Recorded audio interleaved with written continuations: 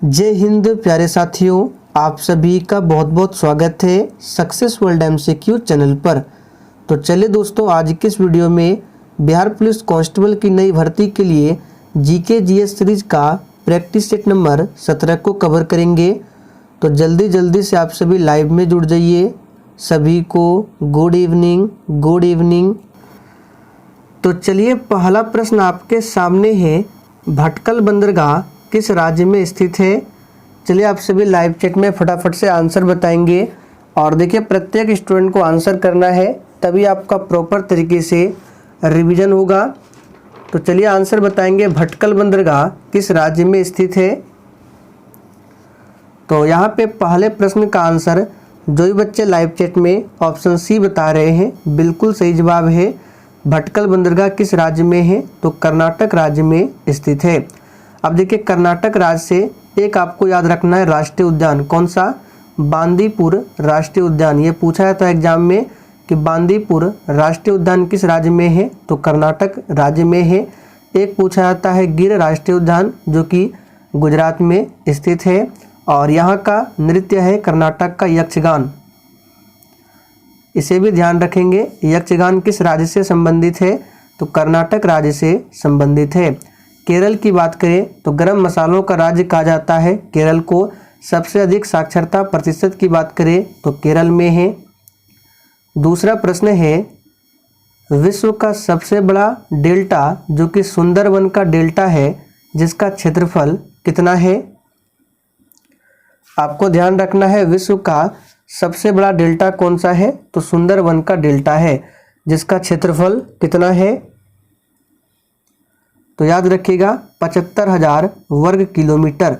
तो यहाँ पर डी ऑप्शन जो ही बच्चे बता रहे हैं, आपका बिल्कुल सही जवाब है। निम्नलिखित किस वर्ष को भारतीय स्वतंत्रता संग्राम का विभाजन बिंदु माना जाता है। बिल्कुल आपको सोच समझकर आंसर करना है, और एक भी प्रश्नों को स्किप नहीं करना है। सारे प्रश्न एग्जाम के लिए इम्पोर्टेंट प्रश्न है। तो यहाँ पे तीसरे प्रश्न का आंसर क्या है, 1905। ए ऑप्शन जो ही बच्चे दिए हैं बिल्कुल सही जवाब है। आप देखिए, 1905 की बात करें तो आपको याद होगा 1905 में बंगाल का विभाजन होता है, किसके समय में, तो लॉर्ड कर्जन के समय में। 1920 में क्या हुआ था, तो असहयोग आंदोलन की शुरुआत होती है 1 अगस्त 1920 से। 1930 में क्या हुआ था, तो सविनय अवज्ञा आंदोलन। 1942 में कौन सा आंदोलन हुआ था, तो भारत छोड़ो आंदोलन, जिसका नेतृत्व किया था महात्मा गांधी ने। और इसी भारत छोड़ो आंदोलन में करो या मरो का नारा दिया गया था। तो आपसे पूछा जाता है कि करो या मरो का नारा किसने दिया था, महात्मा गांधी ने। किस आंदोलन में दिया था, तो भारत छोड़ो आंदोलन में। निम्नलिखित में से कौन सा सत्याग्रह या फिर आंदोलन किसानों से संबंध नहीं था। ध्यान से सभी ऑप्शन को देखिए। तो देखिए, बारदोली सत्याग्रह ये भी किसानों से था, खेड़ा सत्याग्रह ये भी था, चंपारण तो होगा ही, लेकिन अहमदाबाद सत्याग्रह ये किसानों से संबंधित नहीं था। तो यहाँ पे आंसर क्या हो जाएगा, बी ऑप्शन। बारदोली सत्याग्रह कब हुआ था, पूछा जाता है 1928 में। और इसका नेतृत्व किसने किया था, तो सरदार वल्लभ भाई पटेल ने। और सरदार वल्लभ भाई पटेल को भारत का बिस्मार्क कहा जाता है, और लौह पुरुष के नाम से भी जाना जाता है। चंपारण सत्याग्रह की बात करें तो ये हुआ था 1917 में, और ये महात्मा गांधी का भारत में पहला सत्याग्रह था, चंपारण सत्याग्रह। खेड़ा सत्याग्रह कब हुआ था, आप लोग कमेंट करके बताइए। कॉमनवेल्थ खेल कितने वर्ष बाद आयोजित किए जाते हैं। चलिए 5 के लिए आंसर बताइए फटाफट से। कॉमनवेल्थ खेल कितने वर्ष बाद आयोजित किए जाते हैं। तो यहाँ पे आंसर क्या हो जाएगा, 4 वर्ष, प्रत्येक 4 वर्ष के अंतराल पर। सही जवाब है डी ऑप्शन। लाई डिटेक्टर यंत्र से सूचना मिलती है। चलिए 6 के लिए आंसर बताएंगे फटाफट से। लाई डिटेक्टर यंत्र से सूचना किसकी मिलती है, तो शरीर के नाड़ी या श्वसन की गति में हो रहे परिवर्तनों की सूचना मिलती है लाई डिटेक्टर यंत्र से। किसी अक्रिय गैस के बाह्यतम कक्षा में इलेक्ट्रॉनों की संख्या कितनी होती है? चलिए आप सभी 7 के लिए फटाफट से आंसर बताइए। तो यहाँ पे आंसर क्या हो जाएगा? सही जवाब है सी ऑप्शन। देखिए, किसी भी अक्रिय गैस के बाह्यतम कक्षा में इलेक्ट्रॉनों की संख्या पूछे तो कितनी होती है? 8 होती है। और कौन कौन से अक्रिय गैस है? तो अक्रिय गैस को शून्य वर्ग का तत्व भी बोला जाता है, जो कि हीलियम है, नियॉन, आर्गन, क्रिप्टॉन, जेनॉन और रेडॉन है। और ये जो है आवर्त सारणी के शून्य वर्ग के तत्व है। और देखिए, रेडॉन को छोड़कर एक पूछा जाता है एग्जाम में, याद रखिएगा, यहाँ पे लिख देते हैं, रेडॉन को छोड़कर जितने भी अक्रिय गैसें हैं वायुमंडल में पाई जाती है। सबसे अधिक कौन सी अक्रिय गैस वायुमंडल में पाई जाती है? तो याद रखिएगा, लगभग 0.93% कौन सी अक्रिय गैस है? तो आर्गन। इसे भी जरूर ध्यान रखेंगे। मायोसिन प्रोटीन पाई जाती है।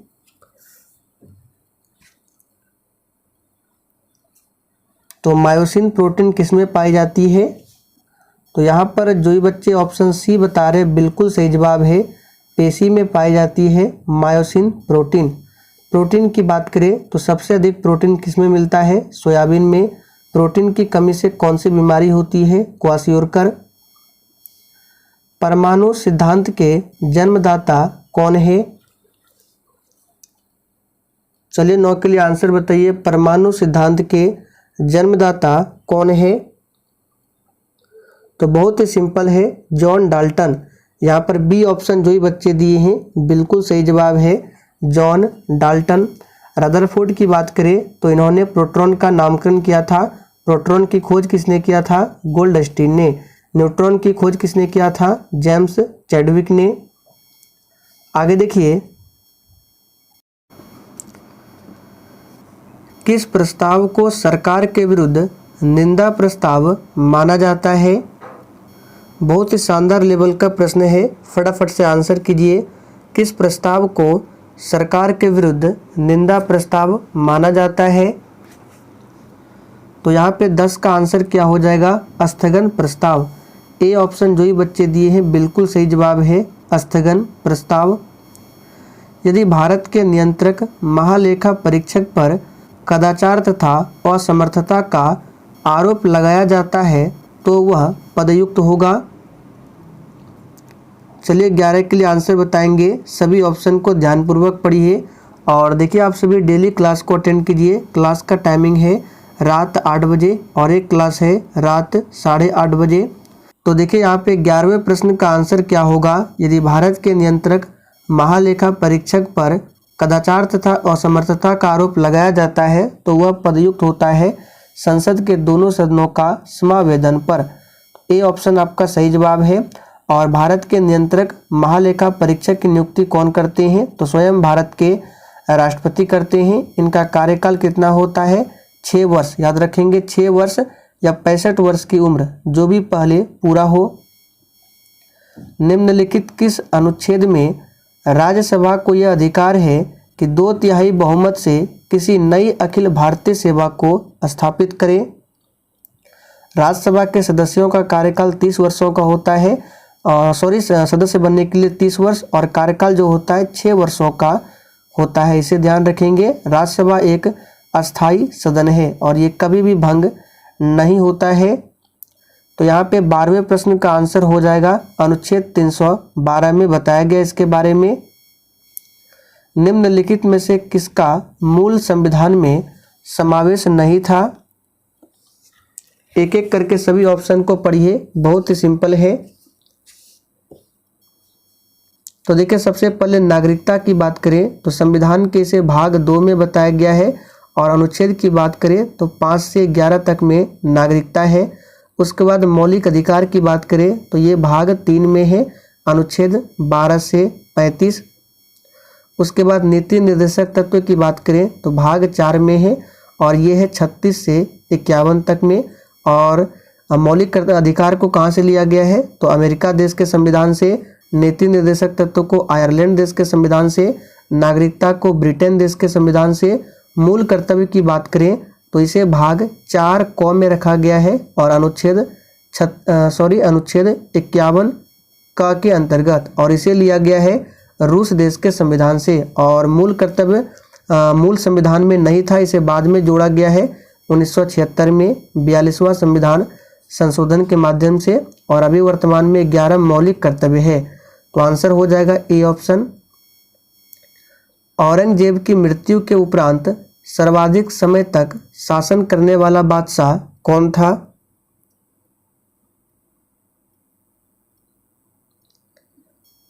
तो यहाँ पे आंसर हो जाएगा मोहम्मद शाह। याद रखिएगा, औरंगजेब को जिंदा पीर भी कहा जाता था। देखिए, बहादुर शाह जफर की बात करें तो मुगल वंश का अंतिम शासक था बहादुर शाह जफर। ध्यान रखेंगे, मुगल वंश की स्थापना बाबर ने किया था, आप सभी जानते हैं। मोहम्मद तुगलक ने किस वर्ष अपनी राजधानी दिल्ली से दौलताबाद परिवर्तित किया था?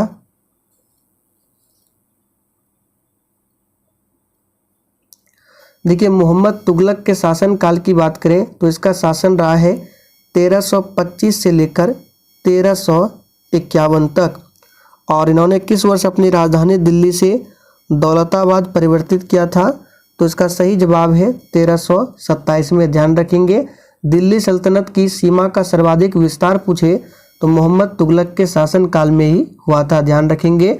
और देखिए, मोहम्मद बिन तुगलक ने संपूर्ण मुद्रा प्रणाली में सुधार किया था। तो आपसे पूछा जा सकता है कि संपूर्ण मुद्रा प्रणाली में सुधार किसने किया था? तो मोहम्मद बिन तुगलक ने। बैलाडेला किस खनिज उत्पादन के लिए प्रसिद्ध है?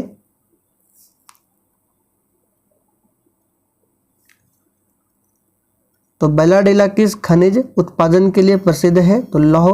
यहाँ पे सही जवाब है सी ऑप्शन। और बैलाडेला किस राज्य में है? आप लोग थोड़ा सा कमेंट करके बताइए। तो यहाँ पे आंसर क्या हो जाएगा? लौह अयस्क। निम्नलिखित में से कौन सा कथन सही है? यहाँ पे देखिए, परमाणु शक्ति केंद्र और राज्यों के नाम दिए गए हैं, तो आपको इसमें से चुनना है कौन सा कथन सही है। तो 17 का आंसर क्या हो जाएगा? ऑप्शन डी, उपर्युक्त में से कोई नहीं। कोई भी कथन सही नहीं है। देखिए, रावत भाटा की बात करें तो रावत भाटा परमाणु शक्ति केंद्र ये कहाँ पर है? तो ये गुजरात में नहीं है, ये कहाँ पर है? राजस्थान में है। नरौरा परमाणु शक्ति केंद्र की बात करें तो ये कर्नाटक में नहीं, ये उत्तर प्रदेश में है। ध्यान रखेंगे। नर्मदा और ताप्ती के बीच कौन सी पहाड़ी है? बिल्कुल एग्जाम में छपने वाला प्रश्न है, आंसर कीजिए। तो नर्मदा और ताप्ती के बीच कौन सी पहाड़ी है? इसका सही जवाब है ऑप्शन सी, सतपुड़ा पहाड़ी है। ध्यान रखेंगे। नर्मदा नदी कहाँ से निकलती है? अमरकंटक की पहाड़ियों से। और नर्मदा और ताप्ती ये पश्चिम की ओर बहने वाली नदी है, और ये कभी भी डेल्टा का निर्माण नहीं करती है। और ये दोनों अपना जल जो है कहाँ पर गिराती है? अरब सागर में। पश्चिम की ओर बहती है तो इधर अरब सागर है, और इधर क्या है? पूरब में आपका बंगाल की खाड़ी, और नीचे क्या है? हिंद महासागर। आप सभी जानते हैं ये हमेशा ऐश्वर्य का निर्माण करती है, नर्मदा और ताप्ती। आगे देखिए, भारत की सिक्योरिटी पेपर मिल निम्नलिखित में से किस जगह पर स्थित है?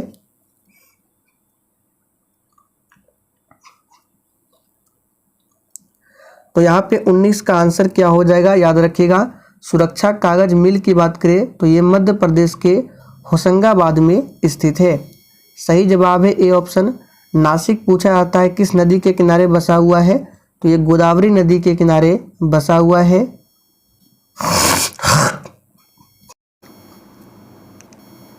आगे देखिए, निम्नलिखित में से कौन सा जोड़ा गलत है? इधर देखिए वाद्य यंत्र है और इधर बजाने वाले का नाम दिया गया है, तो कौन सा जोड़ा गलत है आपको बताना है। तो यहाँ पे 20 का आंसर क्या हो जाएगा? तो देखिए, संतूर वादन शिव कुमार शर्मा ये बिल्कुल सही है। सितार वादन की बात करें तो निखिल बनर्जी ये भी सही है। वायलिन की बात करें तो यहाँ दिया GTN कृष्णन, याद रखना है, ये भी बिल्कुल सही है। कत्थक की बात करें तो सियाराम तिवारी नहीं होगा, कत्थक बिरजू महाराज। कत्थक से कौन संबंधित थे? बिरजू महाराज। तो डी ऑप्शन जो है ये हमारा गलत है, ध्यान रखेंगे। आगे देखिए, संविधान के किस भाग को भारत का मैग्ना कार्टा कहा जाता है? चलिए किसके लिए आंसर बताएंगे। वेरी इंपॉर्टेंट प्रश्न है। संविधान के किस भाग को मैग्ना कार्टा कहा जाता है? तो यहाँ पे सही जवाब है भाग 3 को। जो भी बच्चे बी बता रहे हैं उनका बिल्कुल सही जवाब है, भाग 3 को कहा जाता है। आगे देखिए, कोलाइड का उदाहरण माना जाता है। चलिए आंसर बताइए, इनमें से कौन कोलाइड का उदाहरण माना जाता है? तो यहाँ पे हो जाएगा डी ऑप्शन, गोंद। गोंद क्या है? तो ये एक कोलाइड का उदाहरण है, ध्यान रखेंगे। सामान्य स्वस्थ मनुष्य का रक्तदाब कितना होता है? देखिए रक्तदाब की बात करें यानी ब्लड प्रेशर, तो आपको बताना है एक स्वस्थ मनुष्य शरीर का ब्लड प्रेशर कितना होता है। तो याद रखिएगा 120/80। यहाँ पर बी ऑप्शन आपका सही जवाब है, 23 का बी याद रखिएगा। एक सींग वाले गेंडे किस अभयारण्य की अनमोल विरासत है? तो देखिए हमने आपको काफ़ी बार एक्स्ट्रा फैक्ट में बताया है, काजीरंगा नेशनल पार्क ये एक सींग वाले गेंडे के लिए बहुत ही प्रसिद्ध है और ये कहाँ है? असम में है। मानस कहाँ है? ये भी असम में है। बांदीपुर कहाँ है? कर्नाटक में है। पेरियार कहाँ पे है? केरल में है। पूना समझौता था, सभी ऑप्शन को पढ़िए। और जिसने अभी तक सेशन को लाइक नहीं किया है फटाफट से आप सभी सेशन को लाइक कीजिए। तो पूना समझौता क्या था? तो यहाँ पे आंसर क्या हो जाएगा? स्वर्ण हिंदुओं तथा दलितों के बीच समझौता। यहाँ पे ऑप्शन के अकॉर्डिंग आंसर बताना है। और पूना समझौता कब हुआ था? तो आप सभी जानते हैं पूना समझौता हुआ था 1932 में। महात्मा गांधी ने हरिजन यात्रा कहाँ से प्रारंभ की थी?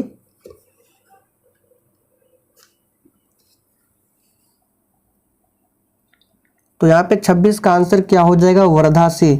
सी ऑप्शन जो ही बच्चे दिए हैं बिल्कुल सही जवाब है। अकबर के समय वित्त मंत्री को क्या कहा जाता था?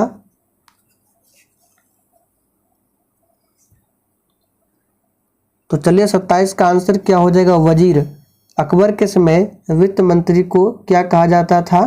तो वजीर कहा जाता था, ध्यान रखेंगे, दीवान ए वजीर। आगे देखिए, साधारणतः कितने सिख मिसलों का उल्लेख मिलता है? तो याद रखिएगा कुल 12 सिख मसलों का उल्लेख मिलता है साधारण रूप से। यहाँ पे सही जवाब है सी ऑप्शन। विजय स्तंभ का निर्माण किसने करवाया था? तो बहुत ही सिंपल है, विजय स्तंभ का निर्माण कराया था राणा कुंभा ने। यहाँ पे सही जवाब है सी ऑप्शन, राणा सांगा नहीं होगा, राणा कुंभा। तो इसे जरूर ध्यान रखेंगे, कभी कभी एग्जाम में पूछा जाता है।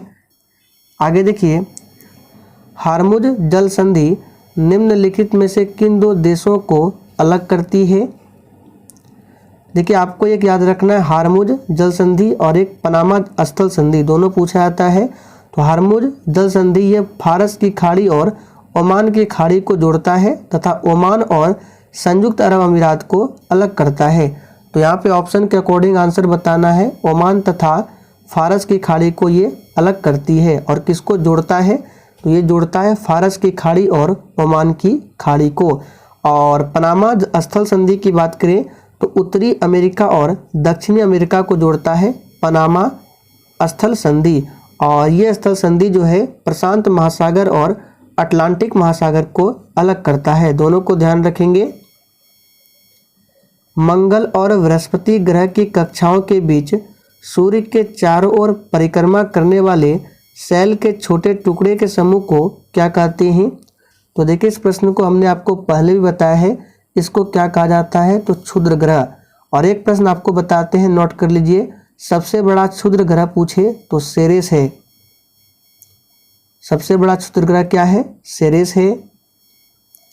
तमिलनाडु तट पर निम्नलिखित किसके द्वारा शीतकालीन वर्षा होती है? तो देखिए इस प्रश्न को भी हमने आपको एक्स्ट्रा फैक्ट में काफ़ी बार बताया है। इसका सही जवाब है उत्तर पूर्वी मानसून, याद रखिएगा। सर्वप्रथम किस समिति ने निर्वाचन आयोग को बहुसंसदीय बनाने की सिफारिश की थी? तो सबसे पहले किस समिति ने किया था? इसका सही जवाब क्या होगा? तो 34 का आंसर है ऑप्शन सी, संयुक्त संसदीय समिति। ध्यान रखेंगे। निम्नलिखित में से कौन संघ सरकार के लिए सलाहकारी निकाय के रूप में कार्य करता है?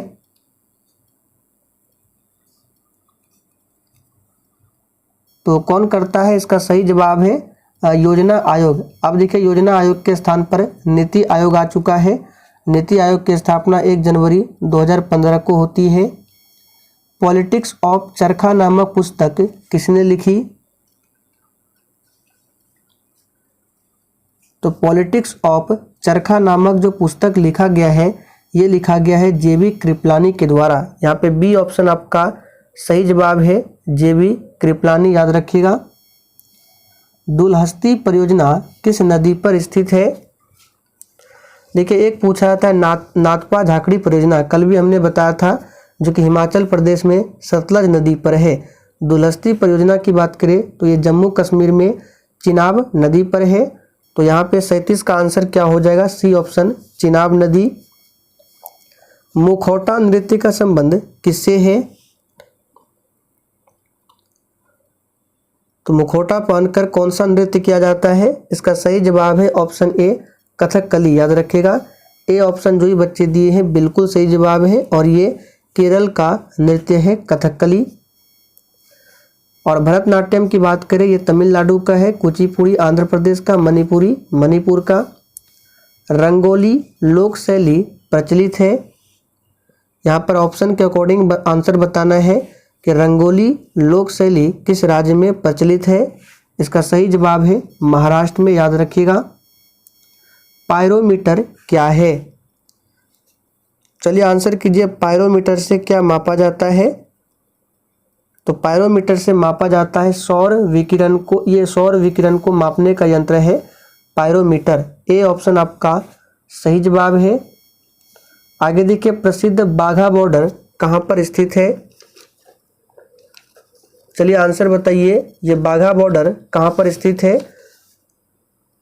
तो कल भी हमने बताया था आपको, ये पंजाब के अमृतसर में स्थित है बाघा बॉर्डर। इनमें से कौन गूगल के संस्थापकों में से एक है? चलिए आंसर कीजिए फटाफट से। तो यहाँ पे आंसर क्या हो जाएगा? याद रखिएगा, मार्क जुकरबर्ग गूगल के संस्थापक है। रामचरितमानस किसने लिखी? सोच समझकर आंसर बताना है। रामचरितमानस को किसने लिखा है? तो यहाँ पे सही जवाब क्या है? 43 का आंसर हो जाएगा तुलसीदास ने। याद रखेंगे। जबकि रामायण वाल्मीकि ने लिखा है। किस गुप्तकालीन शासक को कविराज कहा जाता है?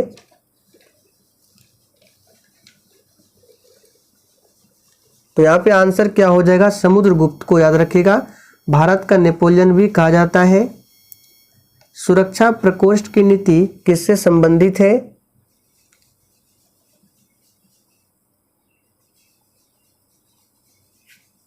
तो यहाँ पे 45 का आंसर क्या हो जाएगा?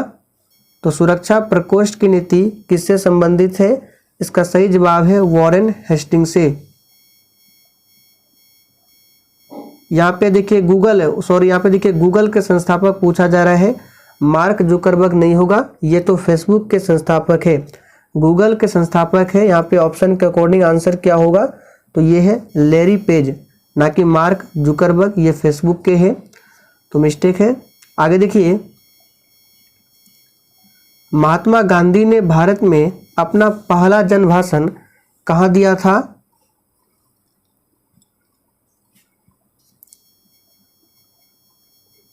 तो ये कहाँ पर दिया था? तो याद रखिएगा, पहला जन भाषण दिया था वाराणसी में। डी ऑप्शन जो ही बच्चे दिए हैं बिल्कुल सही जवाब है, वाराणसी में। भारत के विभाजन से संबंधित माउंटबेटन योजना की सरकारी तौर पर घोषणा कब हुई थी? तो याद रखिएगा 3 जून 1947 को। काफ़ी ज़्यादा इम्पोर्टेंट प्रश्न है। बोस्टन टी पार्टी की घटना कब हुई थी? तो दोस्तों बोस्टन टी पार्टी की घटना की बात करें तो ये होती है 16 सितंबर 1773 को। तो यहाँ पे आंसर क्या होगा? 16 सितंबर 1773। यहाँ पे 17 कर लेंगे, 1773 होगा। तो बी ऑप्शन आपका सही जवाब है, 1773 16 सितंबर।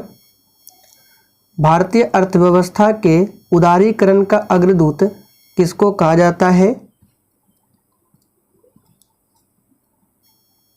तो भारतीय अर्थव्यवस्था के उदारीकरण का अग्रदूत कहा जाता है किसको? तो सही जवाब है डॉक्टर मनमोहन सिंह को। 1944 में गांधीवादी योजना को प्रतिपादित किसने किया था? तो दोस्तों ये किसने किया था? श्रीमन नारायण अग्रवाल ने। सही जवाब है डी ऑप्शन, जयप्रकाश नारायण ने संपूर्ण क्रांति का नारा दिया था। तो चलिए दोस्तों आज के लिए इतना ही। सेशन पसंद आया हो तो सभी लोग सेशन को लाइक करके और सेशन को अधिक से अधिक दोस्तों के साथ ज़रूर शेयर करें।